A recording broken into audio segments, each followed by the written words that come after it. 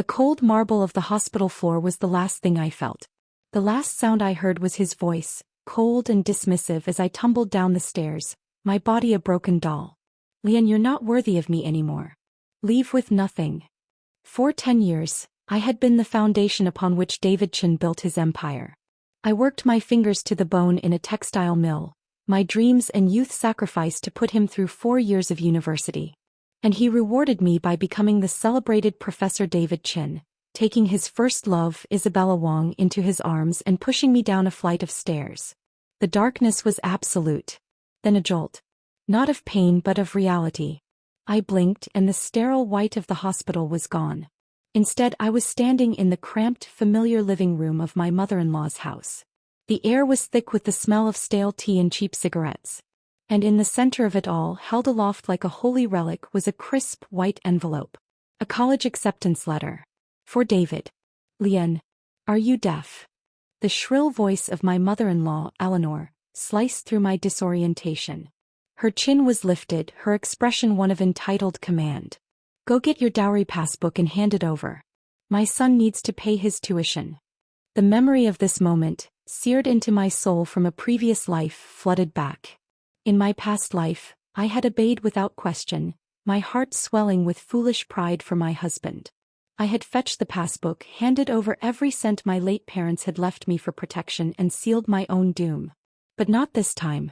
A cold laugh escaped my lips, sharp and unexpected. It cut through the celebratory chatter, silencing the room. Pay your son's tuition? I said, my voice steady despite the storm raging inside me. Dream on, old lady. This is the startup capital for my business. Eleanor's jaw dropped.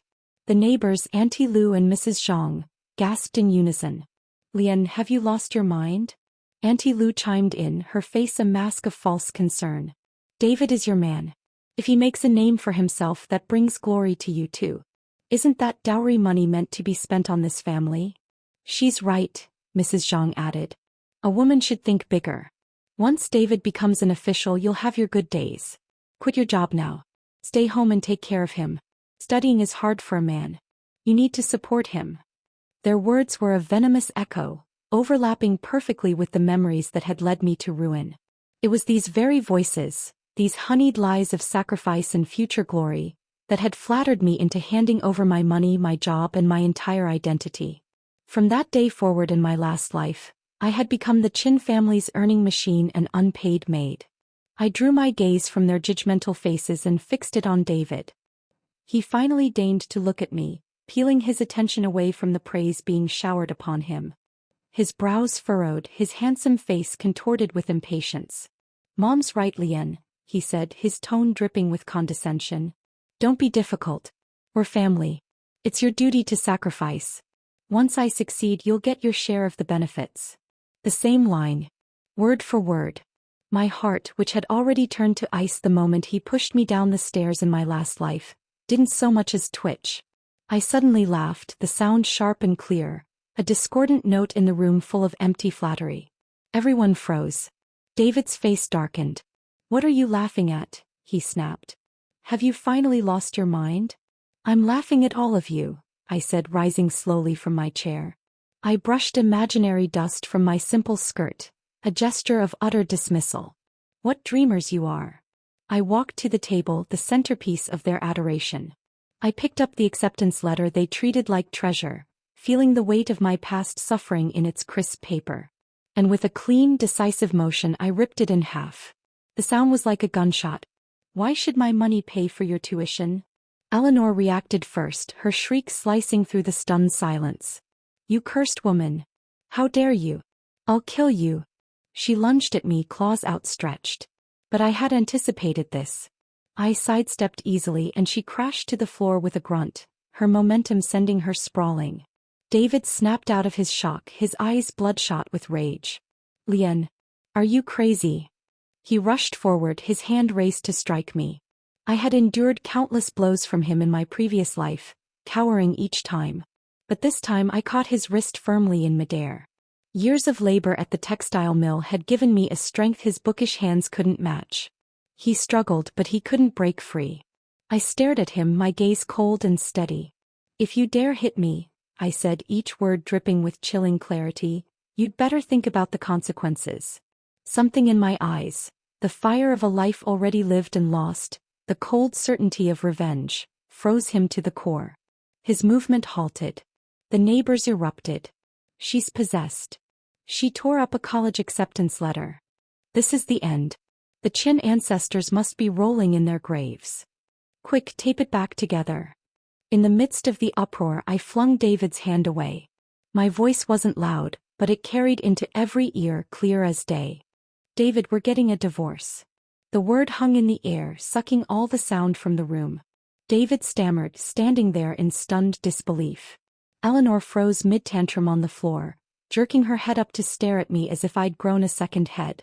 In the 1980s, divorce was an earth-shattering scandal, enough to make a person unable to hold their head up at work or among neighbors. For David, on the brink of becoming a college student with a bright future ahead, carrying the reputation of abandoning his wife would be devastating. And that was exactly what I wanted. I mean it, I said again, my voice calm but unyielding. I won't go on living like this. I can't serve you and your mother anymore. You dare. David was trembling with fury. Leon, don't you regret this?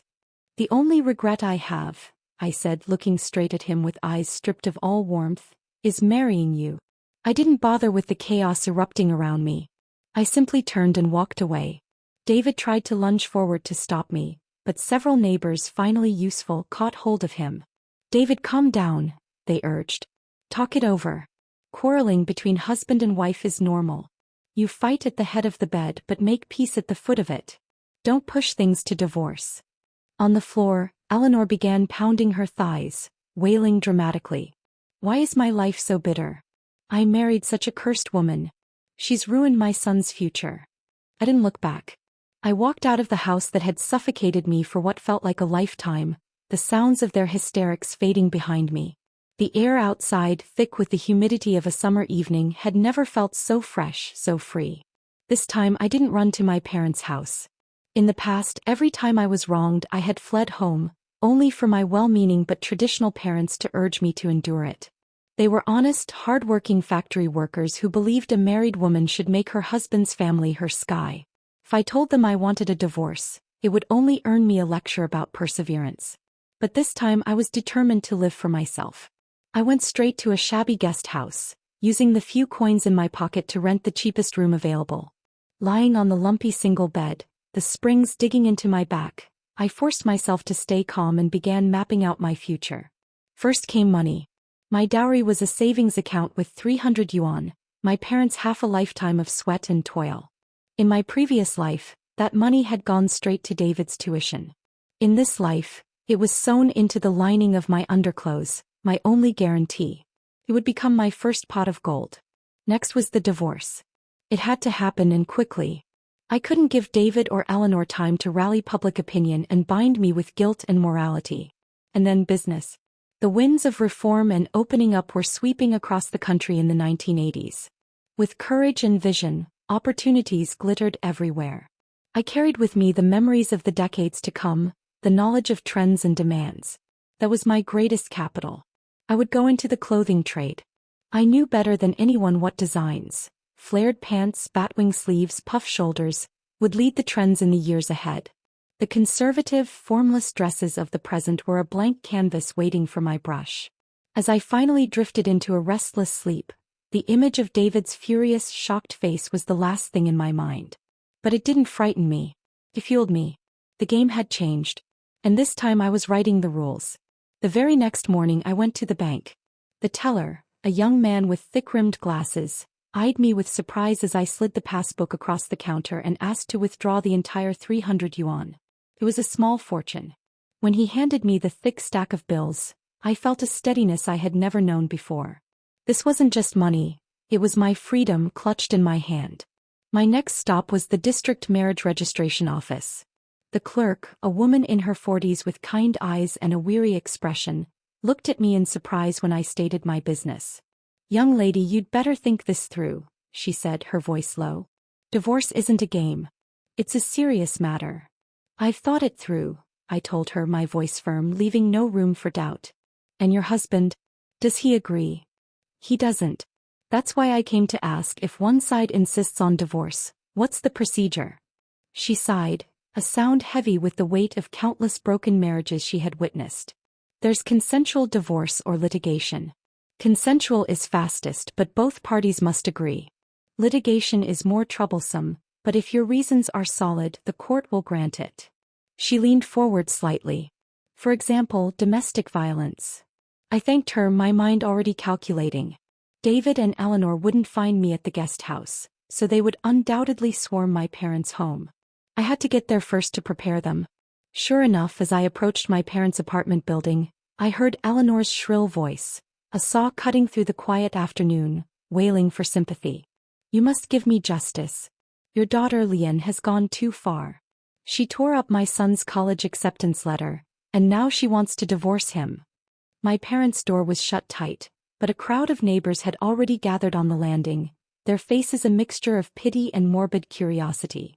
I drew in a deep breath, pushed through the crowd and stepped inside.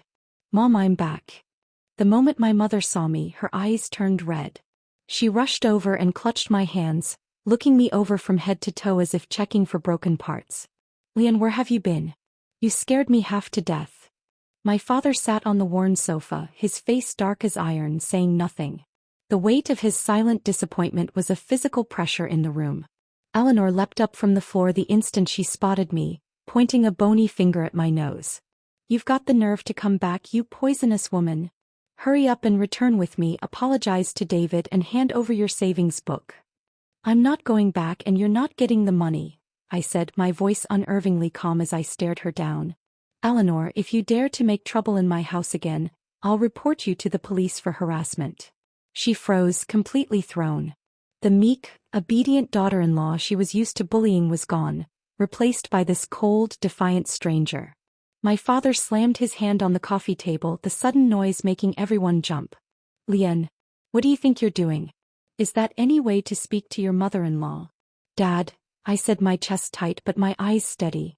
What if I told you that David has hit me? Would you believe me? My father froze, speechless. My mother's face went white with shock. Then what? What did you say? David has hit me more than once. I rolled up my sleeve. On my arm were faint bluish bruises left just days ago when David had shoved me over some trivial irritation. I had endured it silently then, but now those marks were the most damning evidence. He got into college and when he was in a good mood he'd smile at me. When he was in a bad mood he'd take it out on me. Just yesterday he told me outright that it was my duty to sacrifice for him. My voice trembled, not with fear, but with the weight of grievances carried through 2 lifetimes. I looked at my parents, my anchors in this storm. Mom, Dad, I'm your daughter too, not some stray dog you can toss aside at will. I will not stay in this marriage. I must divorce him. My father's lips trembled as he stared at the bruises on my arm. No words came out for a long time. My mother's tears spilled over and she clutched me, sobbing. My foolish child, why didn't you tell us you were suffering like this?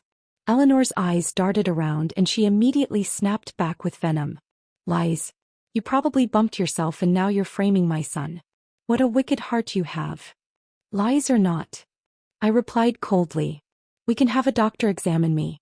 Or better yet, we'll go straight to court and let the judge decide.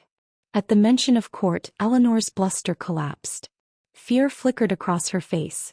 She was terrified of a scandal ruining David's future. Just then the man himself arrived. David walked in and seeing my parents present he immediately put on an expression of deep anguish. Leanne, how could you slander me like this? We're husband and wife. When have I ever so much as laid a finger on you? He stepped forward, reaching for my hand with feigned tenderness. I pulled away as if burned. Leanne, I know you're upset about the tuition, he said, his voice dripping with a sincerity that made my stomach turn. Please trust me. We're working on the money. Just come home with me, okay? Don't make Mom and Dad worry. He was such an actor, dismissing my resistance as a petty tantrum, making himself look righteous while washing his hands clean of any blame. Sure enough, my parents began to waver. My father sighed. Leanne, David came here to take you home. Why don't you? Don't let this. Don't let him fool you, I cut him off sharply. He doesn't care about me. He's afraid I'll take him to court. He's afraid he won't get into college. At my words, David's mask finally cracked. Lien, he growled low, a predator's warning in his voice. Do you really have to push things this far? You're the one who pushed it first. I met his glare without flinching. I'll give you two choices, David. First, we sign a divorce agreement. You leave with nothing and we part ways cleanly. Second, I file a lawsuit for domestic violence and let everyone in town, the entire district, and even your university see you for what you really are. His eyes burned with pure, unadulterated hatred as he stared at me. The neighbors outside were silent, eavesdropping on every word. At length he forced the words out through clenched teeth. Lien, you're ruthless. Thanks for the compliment, I said flatly. In the end, under my unyielding insistence and the threat of public scandal, David gave in. 3 days later we stood in the same marriage registration office. The kind-eyed clerk processed our papers with a somber expression. We finalized the divorce. The house belonged to his family and I didn't take anything. Not furniture, not belongings. I only carried a small bag with a few clothes of my own and that precious 300 yuan, now significantly diminished but still potent. The moment I stepped out of the building, sunlight spilled over me, warm and forgiving. I felt as though I had shed a heavy, filthy skin. I was reborn. Behind me, Eleanor hurled curses, swearing I would end up destitute and regret it all. I didn't waste a single glance on her. My eyes were fixed on the road ahead, a clear and open path that was mine and mine alone to walk. With the divorce papers feeling like a shield in my bag, I moved quickly. My first destination was the busiest commercial street in the county. After days of searching, I found it. A tiny, dusty storefront tucked between a hardware store and a noodle shop. Its for rent sign was faded, but its location was perfect, right in the flow of human traffic. The rent was steep, swallowing nearly 100 yuan of my remaining capital, but I knew location was everything. I signed the lease with a steady hand, my signature on the paper a declaration of war on my past life. I named my little shop, A New Chapter. It was simple, but to me it was perfect. I didn't stock ready-made clothes. The drab, uniform styles available were part of the world I was leaving behind. Instead, I invested my remaining money in a second-hand sewing machine that wheezed and clattered but worked, and a large stack of fabrics in colors and patterns that were bold for the time, deep emeralds, vibrant crimsons, and prints with large artistic florals. My plan was to design and make everything myself, creating unique pieces that no one else had. In the quiet of my rented room, by the light of a single bare bulb, I sketched. Flared pants that would swish with movement, batwing tops that disguised flaws and offered dramatic silhouette, dresses with subtle puff shoulders that emphasized feminine strength. In the decades to come they would be common, but in this era they were nothing short of revolutionary. I worked day and night at the squeaking sewing machine, my fingers becoming raw and pricked by needles. I ate a plain steamed bun when I was hungry, napped with my head on the cutting table when exhaustion overwhelmed me. The physical toll was immense, but it was nothing compared to the soul-crushing labor of my previous existence. This was my dream, my sweat. Every stitch was a step away from David Chin. After a week of frantic work, my first batch of 10 garments hung in the shop, pressed and pristine. On opening day there were no firecrackers or flower baskets. But the moment those bright, stylish clothes went on display in the freshly cleaned window, they acted like a magnet. People crowded at the doorway, pointing and whispering. These clothes are gorgeous but a little too fashionable. Look at these pant legs. Huge like a broom. The fabric's nice but the price is high. Who does she think she is? All morning long many asked questions, their eyes wide with a mixture of desire and fear, but no one bought. I wasn't worried. I knew they just needed someone to take the lead, to show them it was okay to stand out. So I slipped into the boldest outfit in the shop. A vivid red batwing top paired with sleek black flared pants that showed off my tall, work-hardened figure to perfection. Standing at the door, I became my own living advertisement, a walking testament to the confidence my clothes could offer. Sure enough, that afternoon, a young woman lingered outside for a long time. She was dressed well, her hair styled in a modern cut. She finally stepped in, her eyes fixed on my outfit. "Boss," she said, her voice curious and direct. "Can I try on the outfit you're wearing?" I knew then my first real sale was coming. Her name was Sophia Lin, the daughter of a county official. She had a progressive mind and, as she later told me, always thought the local clothes were dowdy and uninspired. When she stepped out of the makeshift fitting room, her eyes sparkled. She twirled in front of the mirror, the flared pants catching the air. "It's stunning," she breathed. "Boss, where did you get this design? I haven't seen anything this chic even in the provincial capital." "I made it myself," I replied with a genuine smile. "There's only one like it in the whole county." "I'll take it," Sophia said without a moment's hesitation, handing over the money. That first sale was more than a transaction. It was a validation. And as I had hoped, once the first brave customer had taken the plunge, the rest followed. Sophia, brimming with confidence, wore my design to a party that evening and immediately became the center of attention. The very next day she brought a flock of her girlfriends, all chattering and eager, into my shop. Overnight, a new chapter became a sensation. My designs became synonymous with style and taste, and orders poured in faster than I could manage on my own. I remembered the women from my previous life who had been laid off from the textile factory when business went bad. They were all highly skilled with a needle and thread, just lacking in opportunity. I put up a simple help wanted notice in the shop window and soon interviewed 5 talented seamstresses, their eyes lighting up at the chance to work on such beautiful modern clothing. I converted the small storage room behind the shop into a bustling workshop, the rhythmic sound of multiple sewing machines a symphony of progress. I taught them my designs, my methods, and they executed them with a skill that surpassed my own. Business boomed. Money flowed into my cash box like water. In just 3 short months, I became the first person in the county to earn over 10,000 yuan, a figure that was whispered about with a mixture of awe and envy. Meanwhile, on the other side of town, David's days were far from easy. Without my 300 yuan, Eleanor had been forced to go door to door, her pride in tatters, begging for loans. But no one's money fell from the sky. Even after wearing out her tongue, she only managed to scrape together a little over 100 yuan, still not enough for the full tuition. Without my financial support, David's life at university was miserably tight. While I commanded attention and influence in the county, he sat in the university cafeteria, gnawing on the cheapest steamed buns, watching his better-off classmates dress in fine clothes. The crushing contrast festered inside him, and I knew without a doubt that his resentment toward me was growing wild and unchecked, like poisonous weeds in a neglected garden. My success was my revenge, and it was sweeter than I had ever imagined. The bell above the door of a new chapter chimed, a sound that usually brought a smile to my face. But on this day it heralded an intrusion. I was at the counter balancing the ledgers, the numbers a testament to my hard-won independence, when he walked in. David. He wore clothes so faded they were nearly white, his face sallow and pinched with poverty. His eyes, shadowed with gloom and tinged with bloodshot resentment, scanned the bright, stylish atmosphere of my store as if it were an alien planet. He was completely out of place, a ghost from a past I had worked diligently to bury. One of my clerks, a bright young woman named May, moved to intercept him, but I gave a slight, almost imperceptible shake of my head. I wanted to hear what he had to say. He walked right up to the counter, his gaze fixed not on me but on the rows of numbers in my ledger. His eyes turned a deeper shade of red. "Lien," he said, his voice dripping with a bitterness so potent it soured the air. "You're living well, aren't you?"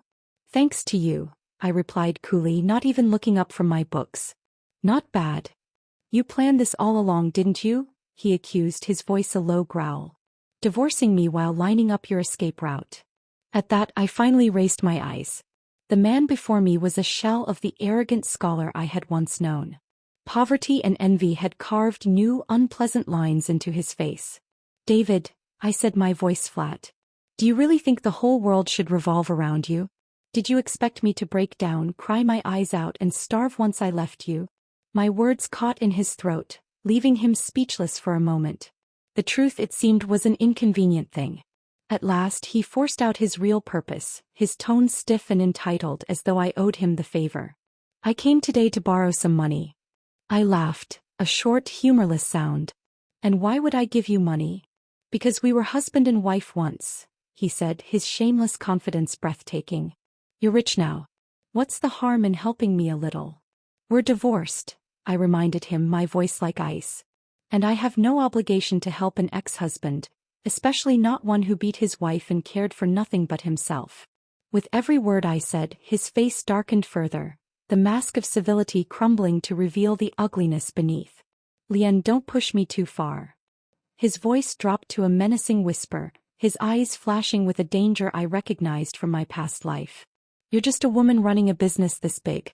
Aren't you afraid something might happen? So it had come to threats. I sneered inwardly but kept my face a calm, impassive mask. Oh. Like what, exactly? Just then a clear, authoritative male voice cut through the tension from the doorway.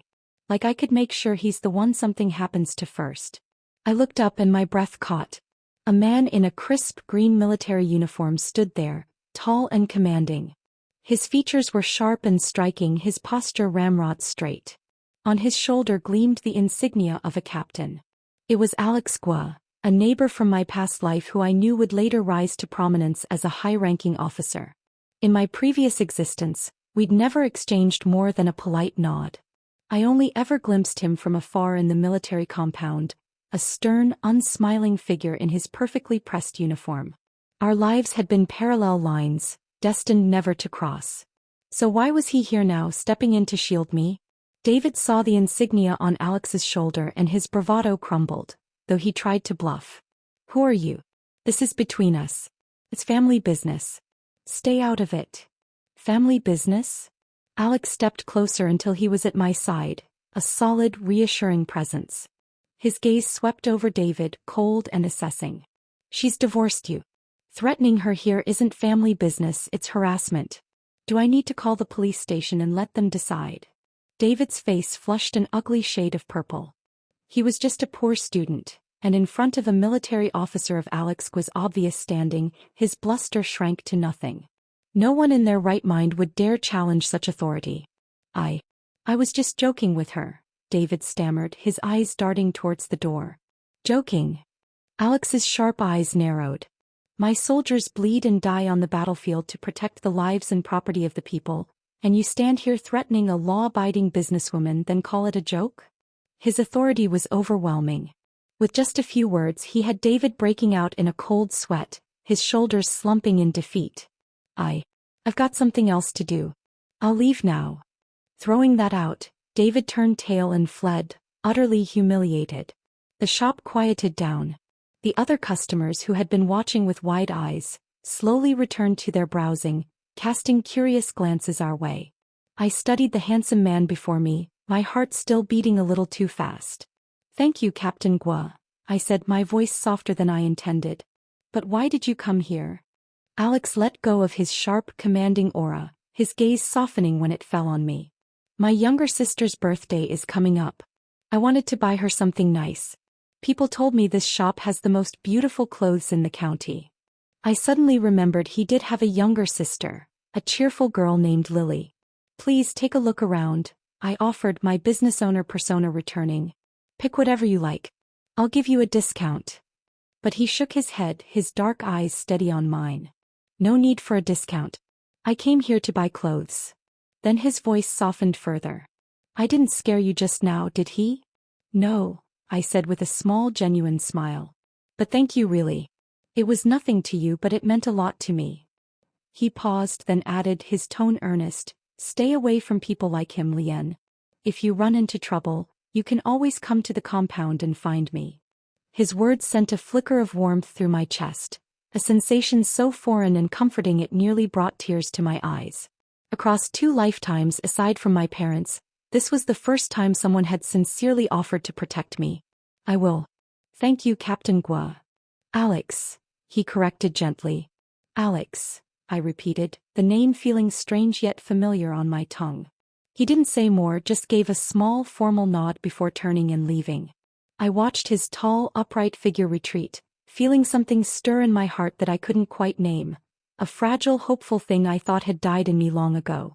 After he left, I immediately acted on the warning his presence had underscored. I hired 2 retired soldiers as security guards for the shop. David's threats had been a stark reminder. The bigger the business, the more jealousy it drew.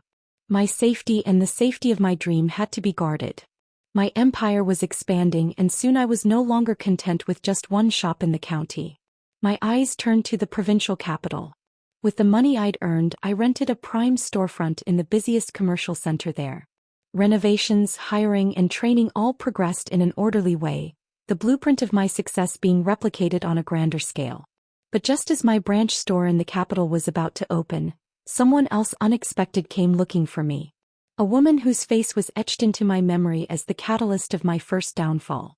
Isabella Wong. David's so-called first love from my past life. The woman who had once clung to his arm, mocking me as old and worn out after he had made his name. But why was she here? Shouldn't she still be in college with him? The Isabella standing before me now was nothing like the meticulously made-up haughty woman in my memory. She wore a simple, almost shabby dress, her face free of makeup, her expression timid and cautious. "Hello, Lien," she said quickly, her voice barely a whisper. I leaned back in my chair in the back office of my new store, coolly observing her. "What do you want?" "I'm David's classmate," she stammered, biting her lip. "I heard you opened clothing shops and that they're doing really well, so I was wondering if I could work here. Please, my family isn't well off. I need to earn my tuition and living expenses. I can do anything and I'm not afraid of hard work." I almost laughed out loud. The bitter irony was almost too much to bear. The very woman who in my last life became Professor Chen's wife and helped drive me out with nothing now stood before me, asking for a job for my mercy. I stared at her pitiful face, but inside I was cold. Nothing this unusual happened without a reason. She was David's classmate. How could she not know the bitter feud between us? Was she truly down and desperate? Or was she a pawn David had planted at my side? My first instinct was to throw her out.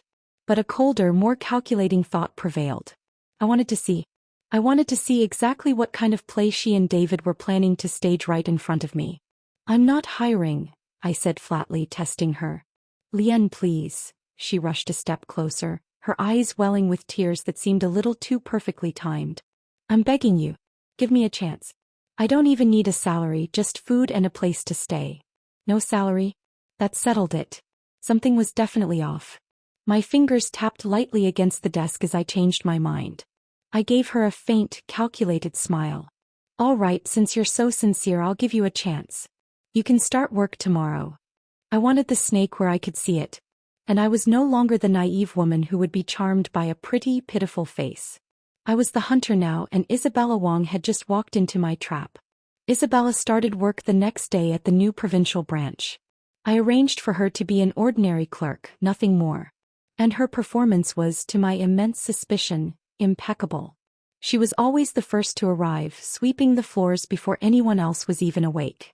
She was the last to leave, meticulously organizing the shelves and tidying the fitting rooms. She greeted customers with a sweet, unassuming smile, knew how to read their moods, and soon won the affection of the other staff with her seemingly genuine humility and hard work. She never once pried into my personal matters or the store's confidential business. She was the perfect picture of a poor, struggling student, diligent and obedient. If not for the searing memories of my past life, I might have been fooled by this act. But I knew her. I knew the ambition that lay beneath that demure exterior. The more flawless her mask, the bigger her hidden agenda had to be. I didn't expose her. I simply watched, a silent predator from the shadows, waiting for her to make a move. The provincial branch opened to a frenzy. With its fresh designs and the reputation I had built in the county, a new chapter became an overnight sensation in the capital. Business was even hotter than at my first shop. I was constantly traveling between the two locations, the pace exhausting but exhilarating. During one of my brief returns to the county shop, my phone rang, a new and expensive addition to my office. The voice on the other end was frantic, cracked with sobs. "Lien? It's Lily. Lily Gua." My heart immediately clenched. "Lily? What's wrong? Calm down, tell me slowly." "My brother. Alex, he's in trouble. He was injured during a mission. His leg. He got hurt saving someone. He's in the military hospital now." The world seemed to tilt on its axis. "Alex." The stern captain who had stood up for me without a second thought. Without hesitation, I gave instructions to my manager, closed the shop and drove straight to the military hospital, my mind a whirlwind of fear and concern. Inside the ward, Alex lay on the bed, one leg encased in thick plaster and suspended high. His face was pale, drained of its usual vigor, but his expression was as firm and unyielding as ever. He looked surprised and perhaps a little embarrassed when he saw me.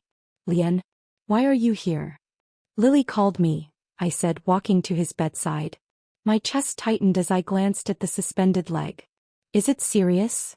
Just a fracture, he answered lightly, waving a dismissive hand. A minor injury. I'll be fine after a few months of rest. But Lily, standing by the window, had tears in her eyes. The doctor said it damaged the tendons and bones, she whispered, contradicting him. It could leave lasting effects. It might keep him from going back to the army. My heart sank.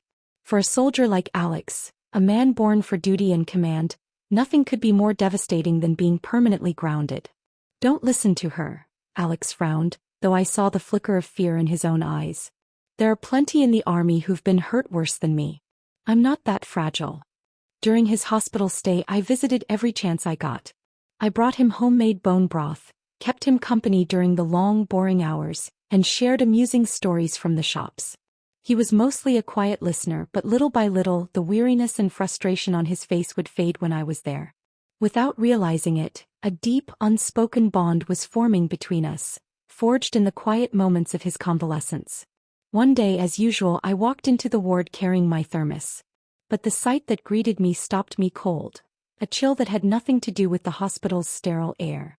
Sitting by Alex's bed, speaking to him in a soft, gentle voice, was Isabella Wong. She was wearing a spotless white dress as pure as freshly fallen snow, her long hair hanging loose over her shoulders. She was diligently trying to peel an apple for him, but Alex was frowning, his body language stiff with distance and clear discomfort. When she saw me enter, her smile froze for a fraction of a second before she quickly smoothed it over. Lian, you're here, she said, her voice a little too bright. I stood in the doorway, my knuckles white around the handle of the thermos, staring at the strange, unsettling scene. What was she doing here? How did she even know he was here? Captain Guo, don't you recognize me? Isabella was saying, turning her saccharine smile back to Alex. My name is Isabella. I work at Lian's shop. We met the last time you came by. Alex thought for a moment, his brow furrowed. I'm sorry, I don't recall. Isabella didn't seem embarrassed. She continued smoothly. I heard from the girls at the shop that you were hurt and in the hospital, so I thought I'd come on behalf of everyone to see you. You're our big hero after all. Her words were flawless, explaining her presence while flattering him at the same time. It was a masterful performance. I set the thermos down on the bedside table with a sharp, deliberate thunk. And how did you know he was in this hospital? I asked, staring straight at her, my voice dangerously calm. In this exact room? Isabella's eyes flickered. I asked his sister Lily. Really? I turned toward Lily, who had just walked in carrying a kettle of water. Lily looked completely bewildered. No, you didn't. I don't even know who you are. The lie crumbled into dust at our feet. Isabella's face went pale as paper. The air in the ward grew heavy and thick with unease. Alex, sharp as the soldier he was, immediately sensed the deception. His gaze hardened into flint as he fixed it on Isabella. Who are you really? He demanded, his voice low and commanding. And what is your purpose for being here? Isabella stammered, her eyes instantly brimming with manufactured tears. Her name is Isabella Wong, I cut in coldly. She's David Chen's classmate. And his girlfriend. I deliberately put weight on the last word. Both Alex and Lily froze in shock. Isabella's face went even whiter, as though all the blood had drained away. She had never expected me to expose her so bluntly, so publicly. No, that's not true, she blurted out, her voice cracking. I have nothing to do with him. Nothing? I sneered, taking a step closer. Nothing, yet he keeps your photo tucked in his textbooks? Nothing, yet you sneak into my shop as his mole? I didn't, she cried, the tears now flowing freely, her pitiful act in full force. Lian, why are you slandering me like this? I only admire Captain Guo, that's all. I just wanted to visit him. She then turned her weeping eyes to me, a masterstroke of manipulation.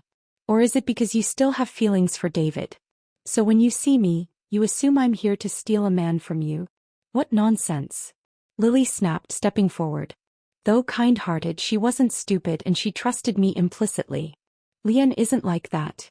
She nearly blurted out sister-in-law before catching herself, her cheeks flushing bright red as she shot Isabella a venomous glare. Alex, meanwhile, had never taken his eyes off Isabella, his expression cold enough to freeze fire. "My ward number is classified military information," he stated, each word a hammer blow. "Where did you get it?" Isabella flinched violently under his soldier's stare, her act completely falling apart. "I heard it from David," she finally whispered, defeated. He said you and Leanne were close and he wanted me to see if you two were together. He said if you really were with her, he'd give up on her completely. I was only trying to help him. I didn't mean any harm." On the surface, her words seemed to expose David. But in reality, they were a clever poison, suggesting David still couldn't let me go while painting herself as a mere foolish messenger. At the same time, she had skillfully shifted the spotlight onto the undefined relationship between Alex and me, trying to sow suspicion and doubt. "Bring him here," Alex said suddenly, his voice like ice. Isabella froze. "Bring who?" "David Chin," Alex replied, his eyes holding not a shred of pity. "I want to confront him face to face. I want to ask how an ordinary college student found out about my hospitalization, and who gave him the nerve to send someone to pry into a soldier's private life." Isabella panicked completely. She hadn't expected this. She hadn't expected the situation to escalate to this level. Spying on a soldier's privacy was no small matter. If that accusation stuck, David's future would be finished. He wouldn't just fail to graduate, he might face expulsion or worse. "No, please don't," she cried in desperation. "This has nothing to do with David. It was all my idea. Please don't make trouble for him." The more she defended him, the clearer their connection became. I stood by, cold and silent, a spectator to the unraveling of their pathetic scheme. I had seen enough. The serpent had shown its fangs and now it was time to cut off its head. Alex would not be swayed. He ignored Isabella's frantic pleading and, with a firm nod to Lily, had her summon the university security office from the nurses' station. The authority in his voice brooked no argument. This was no longer a petty domestic squabble. It was a matter of military security. Within half an hour, the ward door opened again to reveal two stern-faced campus guards escorting a pale and trembling David. The moment he walked in and saw the scene, Alex's cold fury, my impassive stare, Isabella's tear-streaked face, his legs nearly gave out. The confidence he'd displayed in my shop was gone, replaced by the cowering weakness of a cornered rat. Especially when his eyes met Alex's unyielding stare, he began to stammer helplessly. "See, Captain Gui, I can explain." "Explain then," Alex said, his voice deceptively calm, but carrying an authority that vibrated through the room. "Tell me, how did you find out about my hospitalization?" Cold sweat broke out instantly across David's forehead. He glanced toward Isabella, his eyes silently begging for help, for a story, for anything. She bit her lip, shaking her head frantically, her own future crumbling before her. I heard it from someone," David mumbled, his eyes darting around, unable to meet Alex's gaze. "From who?" Alex pressed, relentless. I don't remember." "Really?" Alex gave a short, chilling laugh. "Then it seems your memory isn't very good. No problem. We have ways to help jog it. Or we could take this somewhere else and have a nice, long talk with the Public Security Bureau." At the mention of the Public Security Bureau, David's defenses crumbled completely. The threat of real, legal consequences was a language he understood. He all but fell to his knees before Alex's bed. I'll talk, he blurted out, his voice cracking with fear. He jabbed a shaking finger at Isabella. "It was her. He told me. She said she had a relative working at the military hospital who could find out about you. She's the one who pushed me to check on you and Leanne. She said if I could expose something between you, Leanne would be shamed, her reputation ruined, and she'd have no choice but to come back to me. Then all her money would be mine. Captain Gua, it was all her idea. I was just blinded for a moment." In order to save himself, he sold out Isabella without a moment's hesitation. The depth of his cowardice was breathtaking. Isabella stared at him in utter disbelief, as though seeing him for the first time. This was the talented, ambitious man she had admired, the one she believed was destined for greatness. She had thrown away her pride to come work for me, all for his sake. And now, at the first sign of real trouble, he was throwing her to the wolves.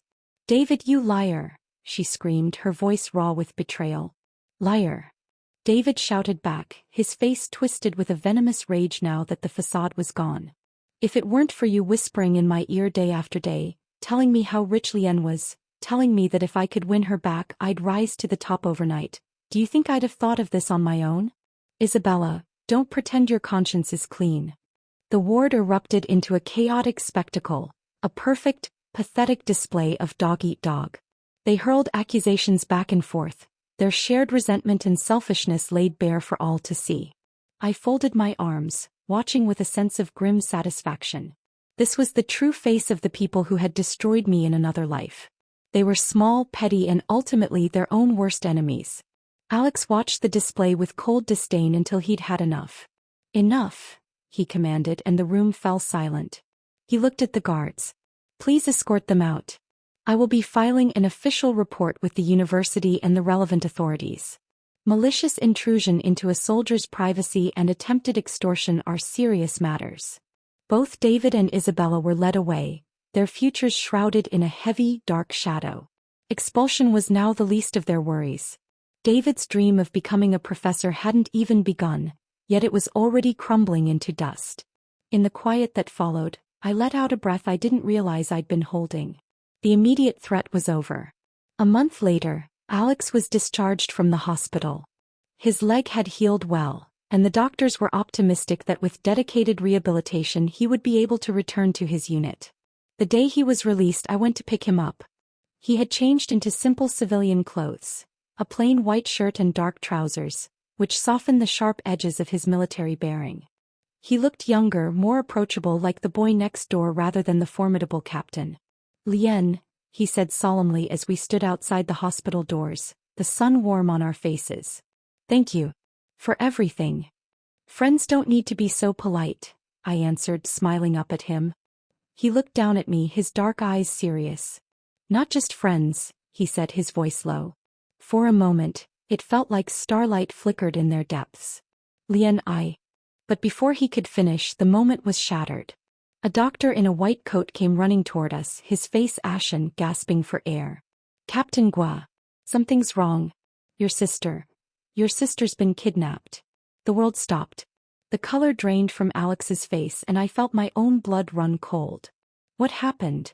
Alex seized the doctor's arm, his grip so strong it nearly crushed bone.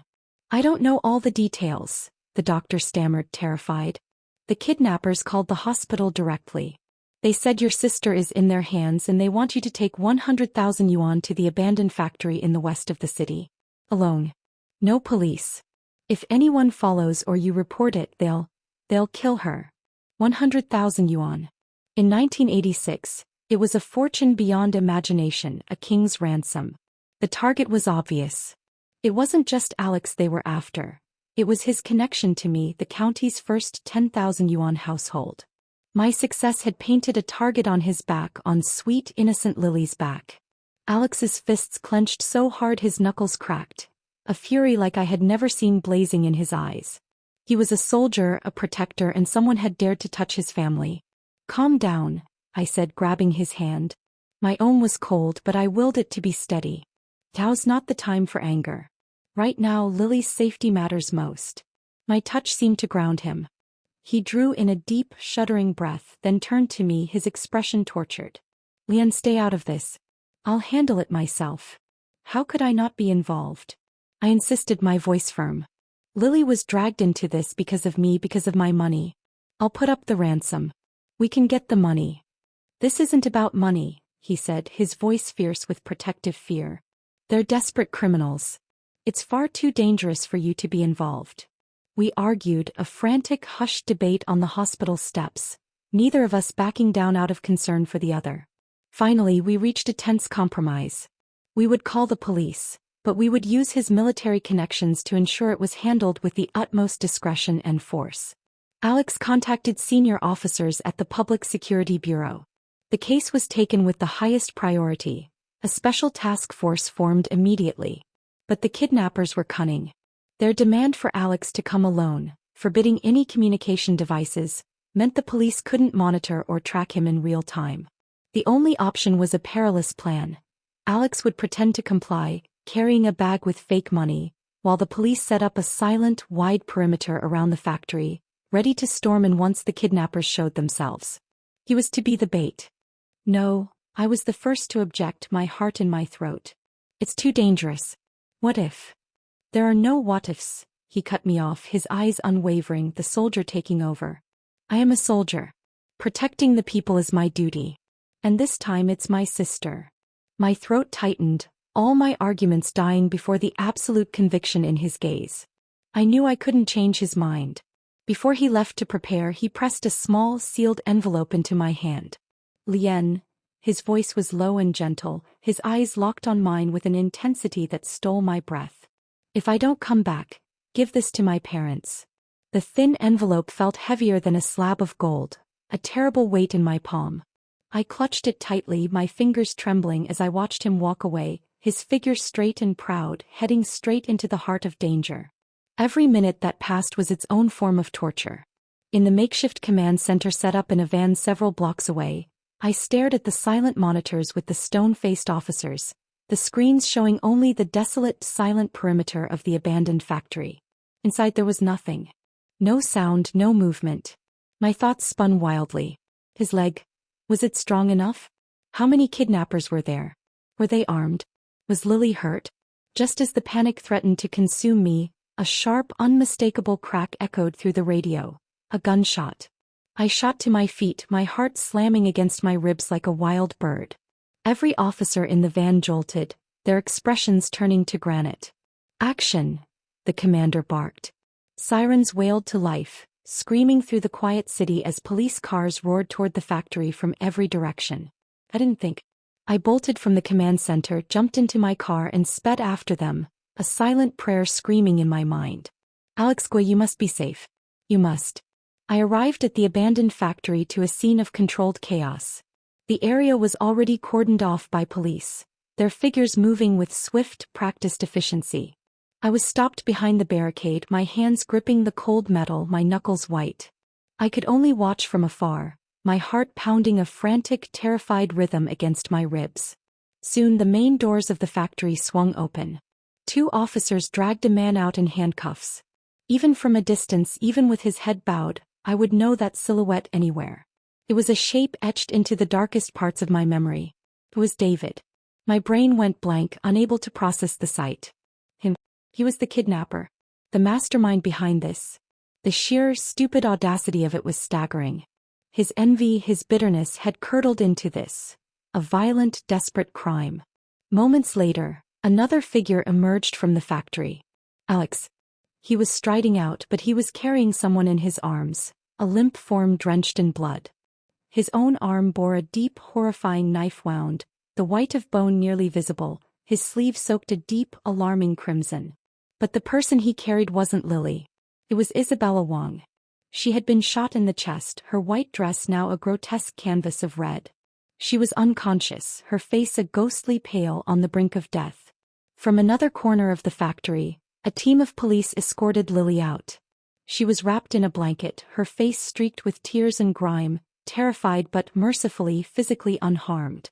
Ambulances screamed onto the scene, their lights painting the grim tableau in flashes of red and blue. Paramedics rushed to transfer Isabella onto a stretcher, working on her frantically as they loaded her into one ambulance. Another team descended on Alex, trying to staunch the flow of blood from his arm as he stubbornly refused to let go of Lily, holding her close with his good arm. I stood frozen amid the chaos, the world moving in a blur around me as if trapped in some twisted, surreal nightmare. David was the kidnapper. Isabella had taken a bullet. None of it made any sense. The pieces only fell into place later, in the cold, hard light of the police interrogation and Lily's tearful account. The kidnapper was indeed David. After he and Isabella had been punished by the university, both receiving severe demerits and living under the constant threat of expulsion, their resentment had festered and deepened, especially David's. He had become utterly consumed by the belief that every tragedy in his life was my fault, and by extension Alex's for protecting me. Blinded by hatred, he had chosen the path of kidnapping and extortion, determined to ruin us both financially and emotionally. But Isabella's role was more complicated. After David's betrayal at the hospital, her feelings for him had turned to ash. Yet she was still bound to him by their shared disgrace. She had discovered his insane plan, overheard his ransom call. A strange, convoluted sense of guilt, or perhaps a final desperate grab for a different kind of redemption, had taken hold of her. She had anonymously tipped off the police, then in a move of breathtaking foolishness, had slipped into the factory alone, hoping to reason with David or perhaps to rescue Lily herself and be the hero. David had discovered her. In the ensuing struggle he had lost control, his finger tightening on the trigger of the stolen gun aimed at a terrified Lily. In that split second, Isabella had thrown herself in the path of the bullet, shielding Lily from a fatal shot. That was the moment Alex, who had been moving silently through the factory, had burst in and overpowered David in a violent, desperate struggle that left his arm slashed to the bone. Hearing it all left me in a heavy, conflicted silence. I had never imagined events would take such a dark and twisted turn. Isabella, the woman I had always thought of as vain and venomous, had saved my friend's life, and the life of the man I had come to care for so deeply at the potential cost of her own. She had become a vegetable. The doctors managed to remove the bullet, but the damage to her heart and surrounding nerves was too severe. "She's temporarily out of danger," the lead surgeon told us, his face grim. But the bullet was too close to her heart.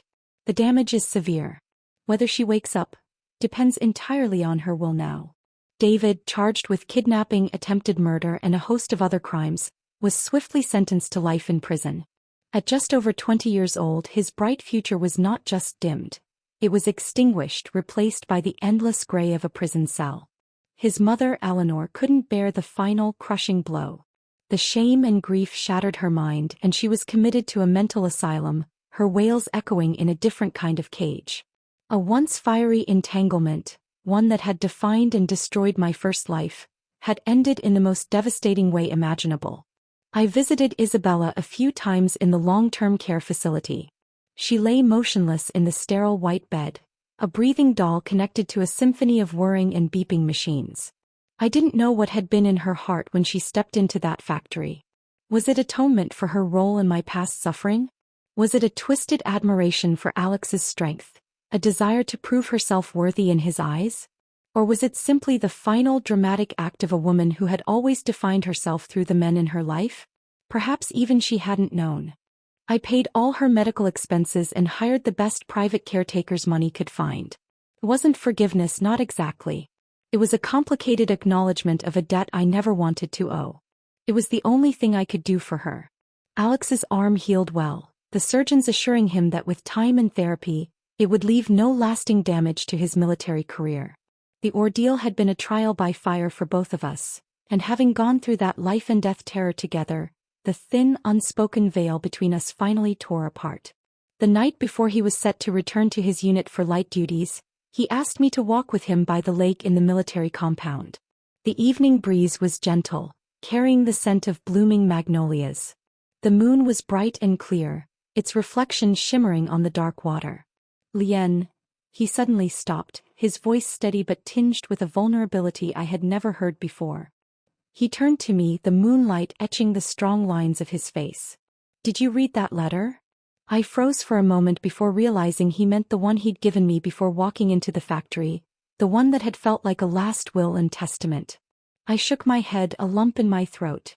I never dared to. He reached into the pocket of his jacket and pulled out another identical envelope. "It's all right," he said, a small nervous smile touching his lips. "I'll give you another." He pressed it into my hand, his fingers warm against my skin, his eyes burning with an intensity that made my breath catch. "This time you must read it." Lowering my head, my heart hammering, I carefully opened the envelope. Inside was no long flowery speech. Just a single simple line written in bold, steady strokes. A perfect reflection of the man himself. "I love you. If I come back, will you marry me?" Tears, hot and unreserved, spilled from my eyes, tracing paths down my cheeks. I looked up at him, saw the nervous anticipation and the deep, unwavering affection in his gaze, and smiled through my tears, nodding firmly. "I will." Our marriage was met with blessings from both our families. After witnessing the sheer ugliness of the Chin family and the stark contrast of Alex's integrity and strength, My parents no longer questioned my divorce. Their initial disappointment had long since transformed into fierce pride for my accomplishments, and now, all they wanted was for me to live the rest of my life in happiness. Alex's parents, seasoned revolutionaries with hearts as broad as their experiences, were wonderfully open-minded. They didn't care a whit about my past as a divorcee. They valued character and ability above all else, and when they learned how I had built a business empire from nothing, they praised me endlessly, welcoming me into their family with open arms. Our wedding was simple by some standards, but to me it was profoundly grand. There was no extravagant, wasteful display, but every notable figure in the military compound attended, their respect for Alex evident in their firm handshakes and warm smiles. That day I wore a wedding dress I had designed and sewn with my own hands. An elegant, modern gown that was both sophisticated and uniquely me. I walked down the aisle on Alex's good arm, his injured one held proudly in a sling, and received the genuine blessings of everyone around us. I saw my parents in the front row, their eyes brimming with tears of relief and joy. I saw Alex's parents smiling so widely their faces could barely contain their happiness. I saw Lily, now fully recovered, more excited than I was, bouncing on her heels. And I saw my employees, my friends, the people who had become my new family. In that moment, holding Alex's hand, I felt like the happiest, most complete person alive. All the suffering and humiliation of my past life, the memory of that cold hospital floor, seemed to vanish like smoke, dispersed by the warmth of the love surrounding me. This time I had not only erased my regrets, I had gained everything: love, success, and a family built on respect. After marriage, Alex cherished me like a treasure.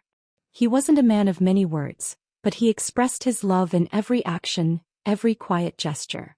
When work kept me late at the shop, he would show up to walk me home, a silent, solid presence in the darkening streets. When I was hunched over my drafting table, sketching designs deep into the night, he would quietly drape a coat over my shoulders and set down a cup of warm milk beside me, his hand resting on my back for a brief, comforting moment. He remembered every one of my likes and dislikes, from my favorite foods to the way I took my tea. We became the model couple in the military compound, a partnership of equals envied by everyone who knew us. My business continued to grow, far beyond my initial dreams. A new chapter blossomed into a nationally renowned brand. I opened dozens of chain stores across the country, and as demand skyrocketed, I built my own factory, ensuring quality and control from design to production. By the late 80s, I had become a true powerhouse in the business world, a self-made woman whose name was synonymous with innovation and success. A few years into our marriage, I became pregnant. Alex, the fearless battalion commander, was suddenly reduced to a bundle of nerves, acting like an overprotective child, wanting to tuck me safely into his pocket and never let me out. He even applied for and was granted an extended leave from the army, something almost unheard of, just to stay home and take care of me, reading parenting books aloud with a comically serious expression. After 10 long months, I gave birth to a beautiful, healthy baby girl. Alex held that tiny, soft bundle in his arms, his large, calloused hands impossibly gentle. This iron-blooded soldier who had stood unflinching on the battlefield, who had faced down kidnappers and knife wounds, actually had tears shimmering in his eyes. He named her an Peace, saying that I was his one and only lifelong peace, his everlasting solace. I held him close as we gazed at our sleeping daughter, her tiny fingers curled around his, and my heart overflowed with a happiness and peace I had never known was possible. This was the life I had been meant to live. Years flowed by like a gentle river.